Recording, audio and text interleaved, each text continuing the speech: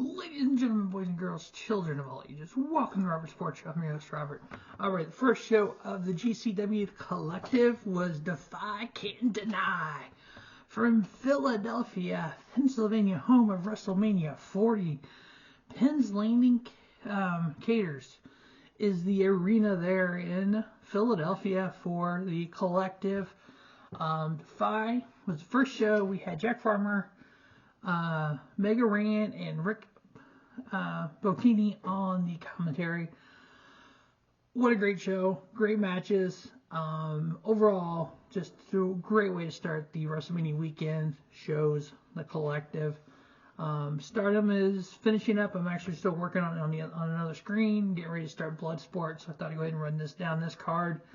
First match, we had the Defy tag titles on the line.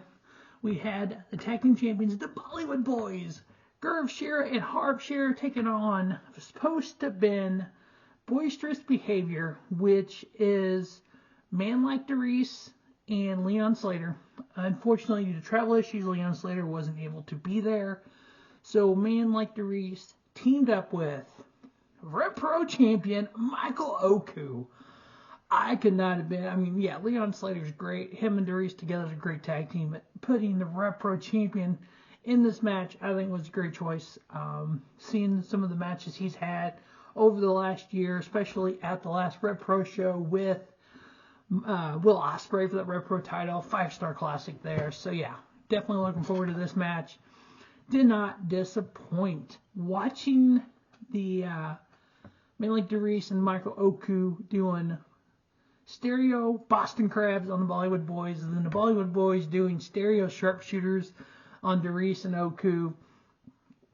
Big time dives outside the ring. 16.5 minutes. One of those matches, like, holy cow, this match is awesome.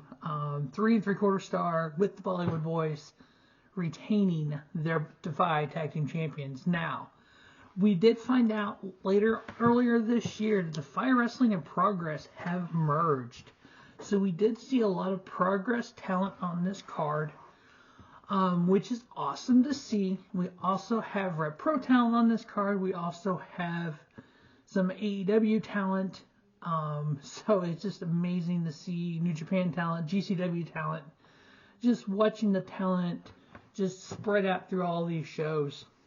So again, Bollywood Boyz winning the match, retaining their tag titles, 3 3/4 star. Next up, we had another tag team match. We had CCK, Chris Brookes, Kid Lykos. Chris Brookes, one of my favorite European wrestlers. He's been wrestling a lot in DDT recently, so I don't see him as much. But teaming up with Kid Lykos, part of Lykos Gym, Kid Lykos 2 at ringside, going up against one of my favorite tag teams, Moonlight Express, Mayo and Speedball Mike Bailey. Two just talented individual wrestlers. Mayo, the DDT Universal Champion, who also was wrestling at Sean Henderson Productions Euphoria. Later, this show started at 10 o'clock Central Time. The Sean Henderson Promotions Euphoria started at 12:30. He had the title on the line. There was a first match on the card against Matt Makowski. So it's like, and I'm literally behind on Defy and watching that live. It was like, Mayo, wait, what?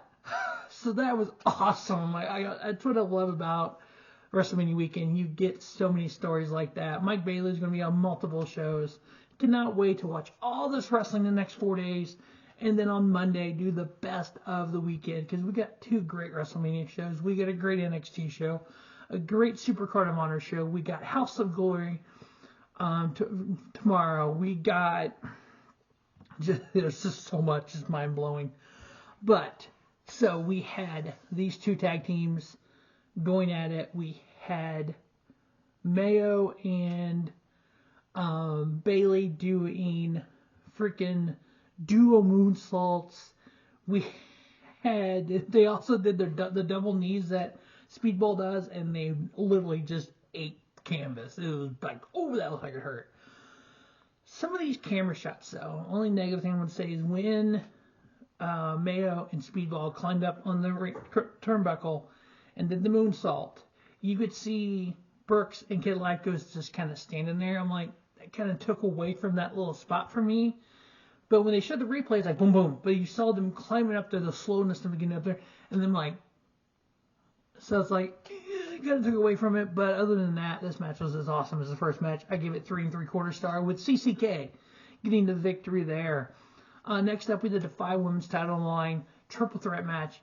Defy Women's Champion Vert Vixen taking on Jazmin, Allure, and Trish Adora. Trish Adora from AEW, part of the Infantry. Jazmin, Allure, we've seen her on Ring of Honor. We've seen her all over the Indies.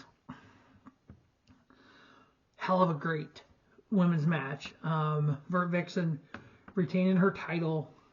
The fact that Trish Adora is finally getting pushed in different companies and getting title matches and getting put on TV, you realize how talented she is. And Jazmin Allure, I think she's on the cusp of breaking out as a developing star. I would put her in the same category as Julia Hart with AEW.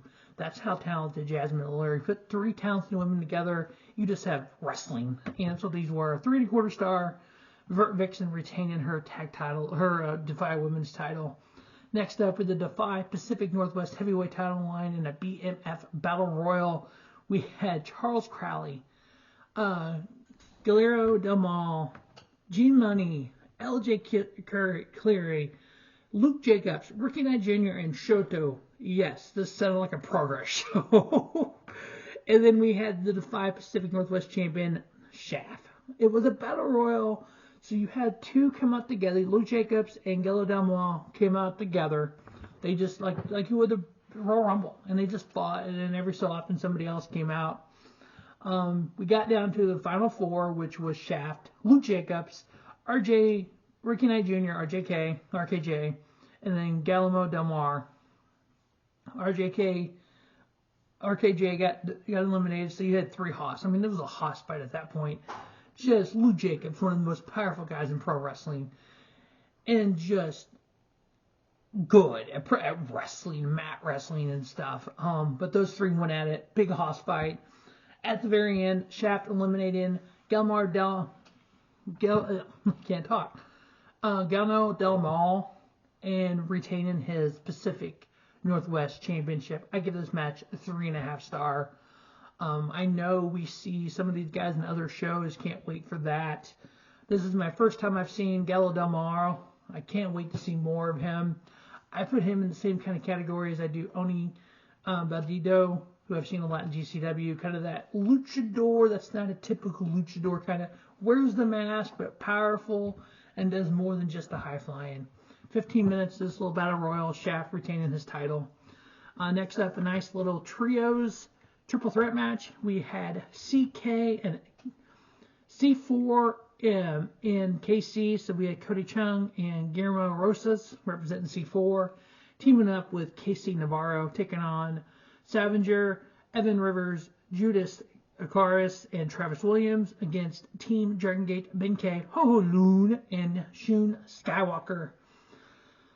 9 luchadors doing luchador things is what this match was. I enjoyed it. I mean, 3 1/2 is what I ended up giving it. 13 minutes with CK and KC, or C4 and KC getting the victory. Cody Chhun, Guillermo Rosas, and KC Navarro. And I give it 3 1/2 star there, 13 1/2 minutes. And then our main event, the Fire World title line, Kenta. No one kicks like Kenta versus Gringo Loco. Last year he had a lucha show based on him. What is the name of that? They actually got one coming up. They didn't do it at the Collective this year. Let me go to my GCW list. Shows here is the World on Lucha. Gringo Loco's the World on Lucha. So it's coming up in May, I believe it was. But yeah, Gringo Loco, one of the best luchadors in professional wrestling, going against one of the best strikers in Kenta. The unique thing about Kenta is he can not only strike at the best of them, kick you like Kenta, he can also do the luchador stuff. He can do the high flying, he can do the dives, but he also can do mat wrestling, and so can Gringo Loco. And this is what this was, 23 minutes of pure wrestling. Yeah, we had the amazing kicks by Kenta. We had the dives to the outside by Gringo Loco. We had Kenta doing stuff off the top rope.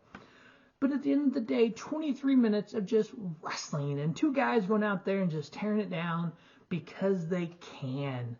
3 3/4 star with Kenta retaining his Defy World Heavyweight title. But yeah, great show top to bottom. 3 3/4 star matches. Any of those matches could be 4-star. But definitely a great start to the WrestleMania weekend and the Collective. Next up with the Collective is going to be Bloodsport, Josh Burnett's Bloodsport, and we know Shayna Baszler will be on that show as well. So I got 2 screens doing, watching 2 shows at a time.